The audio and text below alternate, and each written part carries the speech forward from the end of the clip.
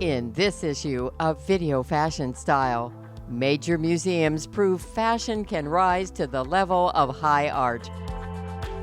Step into the grand halls of New York's Metropolitan Museum of Art for the Costume Institute's blockbuster exhibit, Camp: Notes on Fashion. I think often camp has been dismissed as something quite frivolous and unimportant, where in actual fact, camp is so much part of our culture.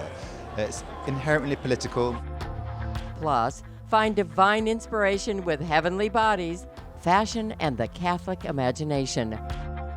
Irreverent designer Bob Mackie is the star of a dazzling retrospective. Well, he's an American treasure. He really is. He changed fashion through his work all over the world.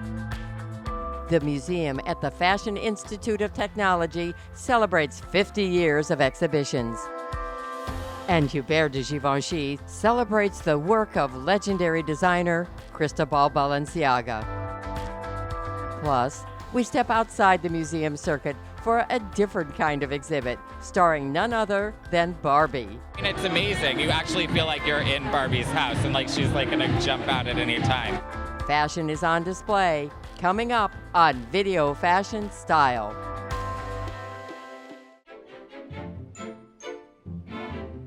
The Costume Institute at the Metropolitan Museum of Art chose a relatively abstract theme for their blockbuster 2019 exhibition, Camp: Notes on Fashion. It would yield as many questions as answers. It's notoriously elusive, camp. It's a very difficult concept to define because it's always changing. It changes with the times in which we're living.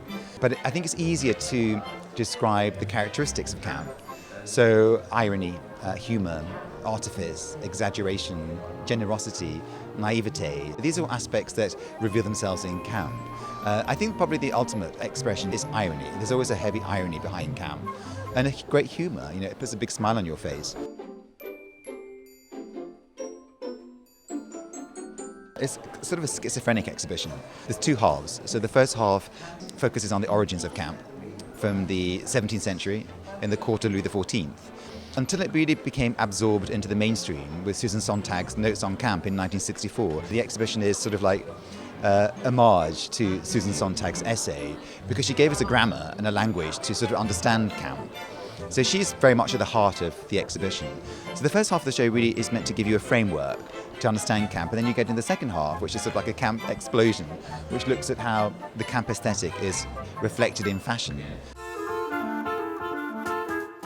Over 250 objects and designs were on display, including looks from British provocateur Vivienne Westwood. So we have two pieces by Vivienne, I believe, the Queen of England, So Count.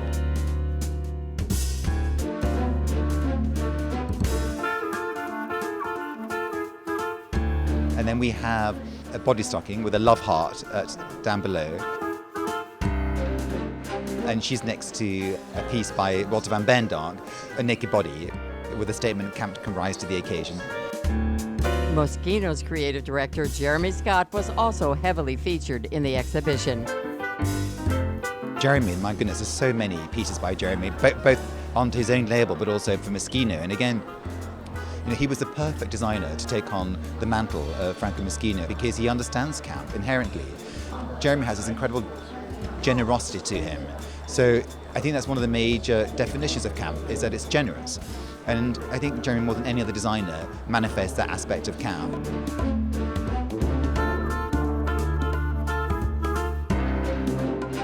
And it wouldn't be a proper camp tribute without the wonderfully witty Tom Brown. Tom's somebody who, he plays the camp differently. In terms of Tom, he's about confounding gender boundaries and playing with gender boundaries, challenging what we mean by gender and how we express it in fashion. So one piece we have of his is a sort of Victorian ensemble where from the front it's a suit, a black suit, a groom, and at the back is a bride, a dress. So really sort of like focusing on the sort of like confusion between gender boundaries that they're experiencing. I think often camp has been dismissed as something quite frivolous and unimportant, where in actual fact, camp is so much part of our culture. It's inherently political. It surfaces moments of political and economic and social instability. And it's subversive. It's still subversive, despite its mainstreaming. It still is able to challenge the status quo and to confront the status quo.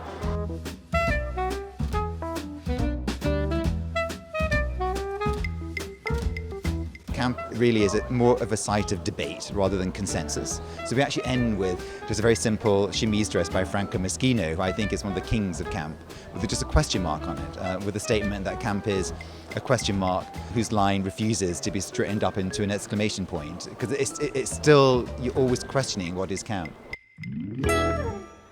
I'm sort of known for, evening clothes that turn heads and make you look really spectacular. 9-time Emmy Award winner Bob Mackie has created spectacular clothing for everyone from movie stars to Barbie dolls. The Fashion Institute of Technology honored Mackie with a retrospective exhibition, Unmistakably Mackie. The event reaffirmed the mark he has made on American pop culture. Well, he's an American treasure. He really is. He changed fashion through his work all over the world. How can one person be so creative and make all these incredible outfits? He's a genius. Everybody has these memories of, oh, that costume that Cher wore. Remember when Carol Burnett wore that? It's really a part of pop culture. People remember, they walk into the gallery and go, oh, I remember that. I walked in Wednesday morning for the costume fitting, and Bob said, I have this idea. And he hauled out this curtain rod. Well, I fell on the floor, and then Friday, the whole audience went nuts. I saw it in the window, and I just couldn't resist it. And that was Bob. Talk about a sense of humor. Designing for Carol, it was interesting because I could take my sense of comedy and make it work for her. Well, this is the famous Nora Desmond. She is based on the Gloria Swanson character in Sunset Boulevard and dresses herself up like the silent movies. And needless to say, Carol took it as far as she could. I kind of work from the outside in. If I know what I'm going to look like, I know how I'm going to sound and how I'm going to walk, how I'm going to sit, how I'm going to behave. So the outfits totally help me do that, and that's Bob. Performer Mitzi Gaynor was one of the first to recognize the power of a Mackie wardrobe. My darling Mitzi, yeah, she's the first one to ever say, I'd like this kid to do my clothes. Mitzi loved color, she loved ruffles, she's a whole other kind of person from anybody else I designed. It's all about fantasy. Any theatrical costume is all about taking the viewer somewhere else and giving them a kind of a hint at what's going to happen when they walk out on stage. This is for Anne Margaret. This was in Las Vegas, late 70s, I'd say. There was a huge billboard on Sunset Boulevard on the strip of her in this dress. When I met Elton John, he dressed kind of wild, but he hadn't quite gone as far as he wanted to go in clothes. He said, would you do some clothes? And I said, what kind of things do you want? And he says, I want things like you do for Cher. And that's probably the first outfit that I ever did for Elton. It was on a Cher special. And he sang Lucy in the Sky with Diamonds.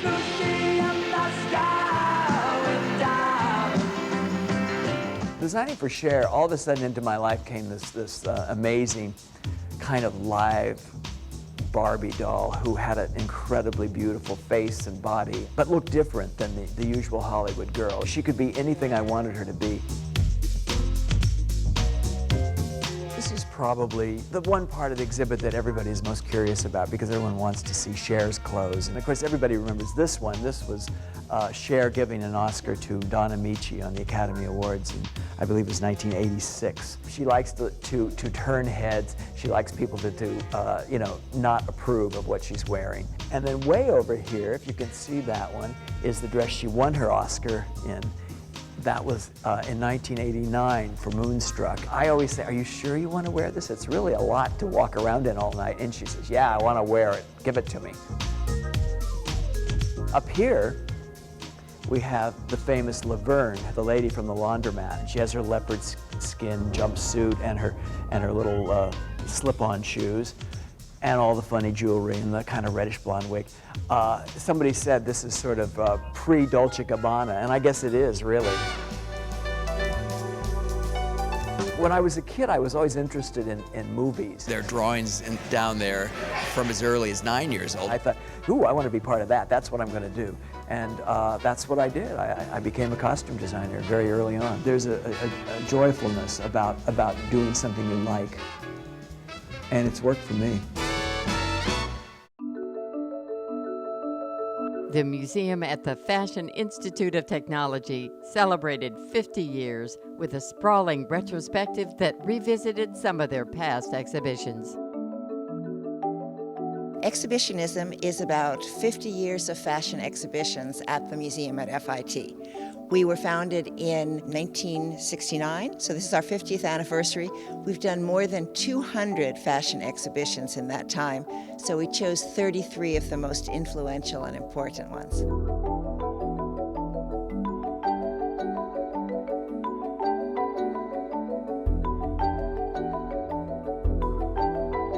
Well, I love Gothic dark glamour, I love fairy tale fashion, Madame Grey, Sphinx of fashion, Japan fashion now. There are lots of great exhibitions. Fashion and Surrealism, Paul Poiret, King of Fashion.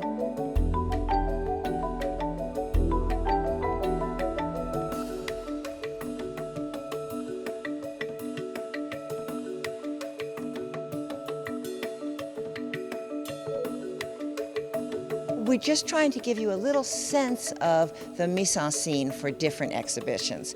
So with fairy tale fashion, you know, the dress with the golden hair is in front of a textile with long blonde hair, which references the whole Rapunzel, Rapunzel, let down your hair.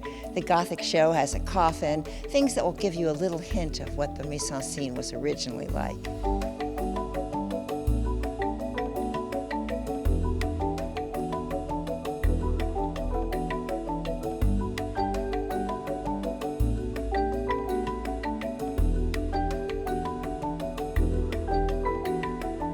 When the museum is deciding what sort of exhibition to put on, what are you looking for? We're looking for topics where we can really make a contribution to advancing the whole knowledge of fashion, because museums, like universities, are about doing research and advancing knowledge. So we want shows that are not just going to be a collection of pretty dresses, but that are really going to inspire and educate people.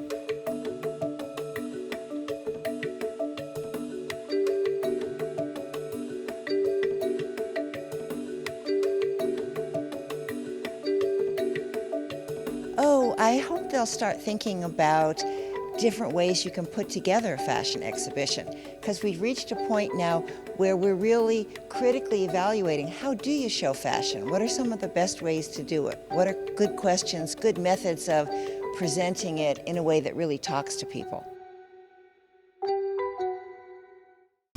An exhibit at the Musée des Arts Décoratifs in Paris brought together the simple elegance of Cristobal Balenciaga and the international style of Mona Bismarck.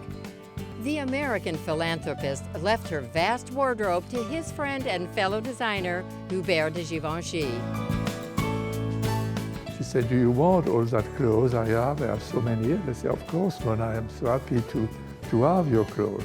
I have all that clothes in my country place, and in the attic we have a little promenade and to see the exhibition and the beauty of the clothes of Mr. Balenciaga for the Countess Bismarck. Mr. Balenciaga is a great perfectionist in this work, and Countess Bismarck is perfectionist in this lifetime. She lived in this very simple way. Of course, she loved clothes. She received at that period of time, every day is big ball, big party, big dinner, maybe 2-3 balls in the same evening.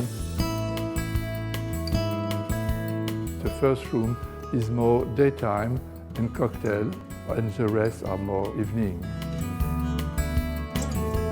This is piqué coton, and when you see the cut, it's so simple, it's absolutely marvelous.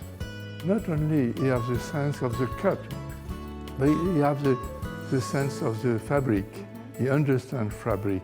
It always tells me fabric have life. A jersey is a different thing, a satin is another thing, but you must live that way with the fabric.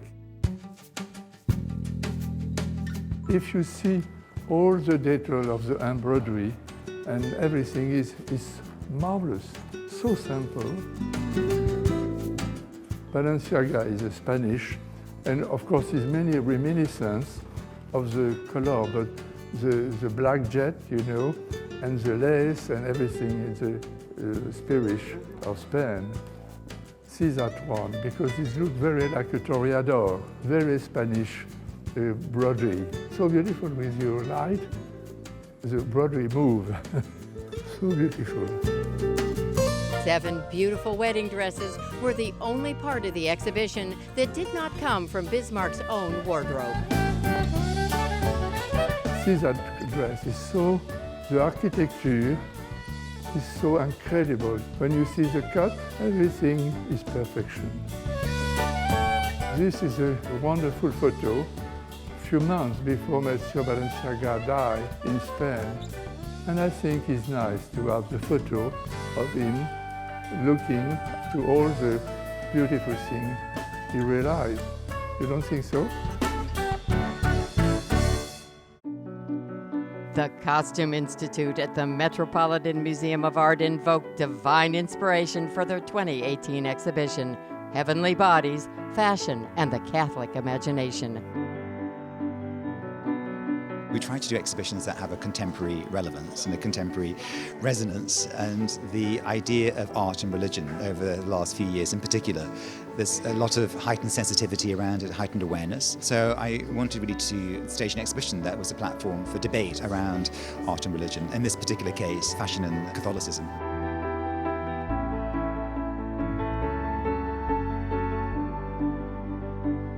The exhibition looked at how Catholicism has inspired contemporary fashion designers and examined holy treasures straight from the vaults of the Vatican. The show really sort of unfolds as a pilgrimage. So it starts in the Byzantine galleries with 2 collections. A collection by Dolce & Gabbana that was inspired by the mosaics at Monreale in Sicily, and then another collection by Gianni Versace, his last collection, that was inspired by the mosaics at Ravenna. And then we go into the medieval sculpture hall, and that's looking at fashions that are inspired by both the earthly hierarchies, priests, cardinals, bishops, the Pope, and also the celestial hierarchy of the cults of saints, angels, and the Virgin Mary. And then we come down to the Anna Wintour Costume Centre with the treasures from the Vatican. There's over 42 treasures from the Vatican collection, and they really are treasures. We have one suite of vestments that was given by the Emperors of Austria to Pope Pius IX that took 15 women 16 years to embroider. The embroidery is so fine, it looks like a jacquard or a painting. And the other highlight, I think, is a papal tiara that was given again to Pope Pius IX. He reigned a long time, and by Queen Isabella of Spain, that is comprised of 18,000 diamonds and 1,000 emeralds and sapphires and rubies. So it's an extraordinary work of art.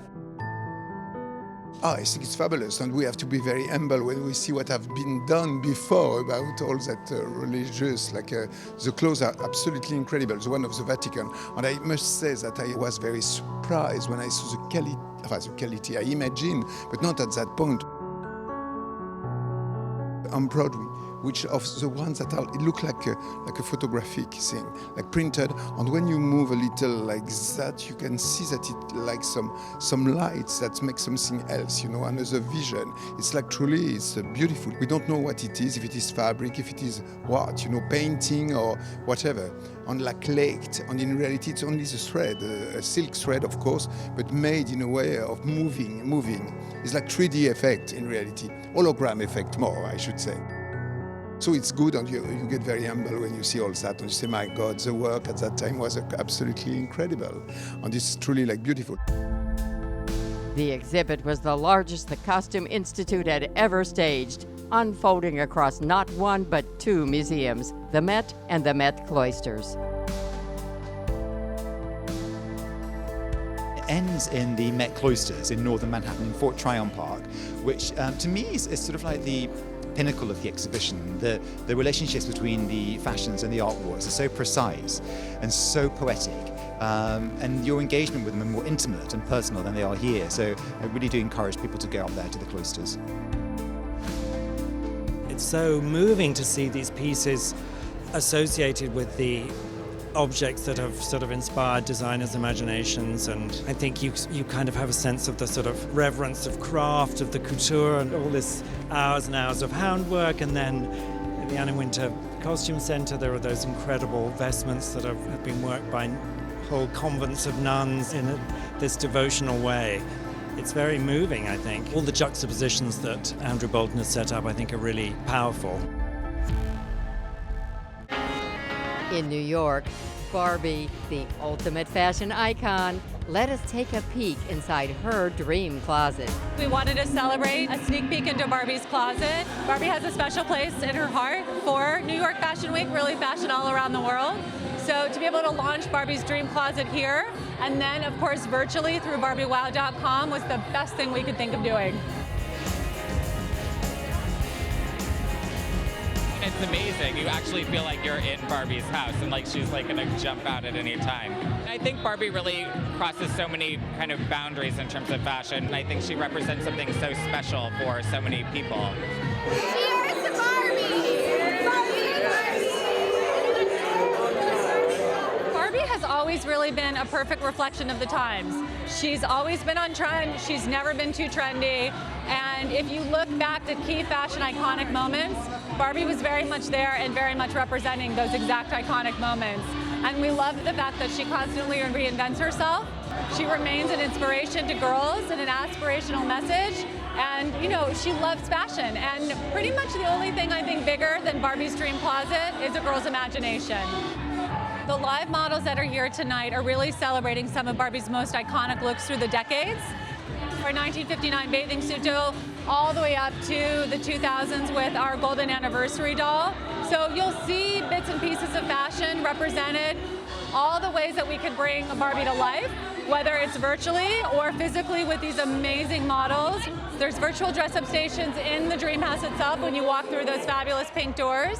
And if you can't be here, you can go to BarbieWow.com, and if you have a webcam, you can try on a myriad of different fashions, so you can actually get the experience right at home.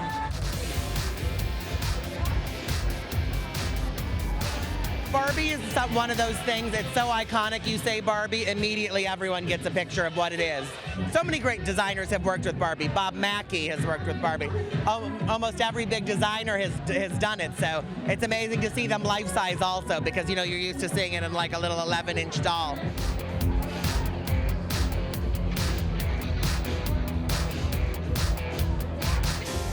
It's very pink. I don't know, I love it. I feel like it's stepping into like the genie bottle of how I grew up. Like this is what I imagined growing up, and now it's here. It's crazy. But look how chic they look. They're wearing clothes I remember. Well, I mean, I think everybody grew up knowing Barbie. So whether you like fashion or don't like fashion, you know everything about this girl and this doll. And I said to someone that she was really my first styling client. You know, she was my first client. I dressed her all the time, and she never complained and looked good in everything.